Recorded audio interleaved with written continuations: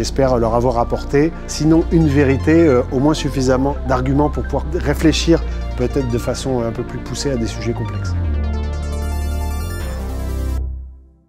Le message principal, c'est que nous sommes à un moment compliqué de notre histoire, que la société française est très fracturée, qu'il y a beaucoup de violence, qu'il est possible qu'il y en ait plus, et que nous ne nous en sortirons collectivement qu'avec deux choses qu'il faudra cumuler.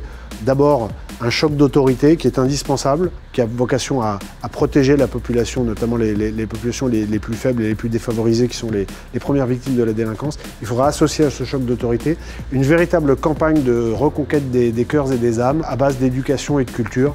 Ça va prendre du temps et je compte aussi sur les jeunes diplômés pour se mettre ardemment à la tâche.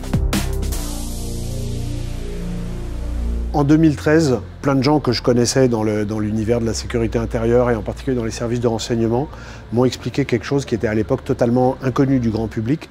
C'est le phénomène du départ de plus en plus massif, soit de jeunes Français, soit de jeunes vivant en France, pour aller faire le djihad en Irak et en Syrie. J'ai tout de suite compris que ça allait totalement impacter l'histoire de la France dans les années suivantes. C'est pour ça que je me suis engagé sur les questions de sécurité intérieure, c'est une forme d'engagement politique, pour contrer les idéologies mortifères qui veulent nous détruire.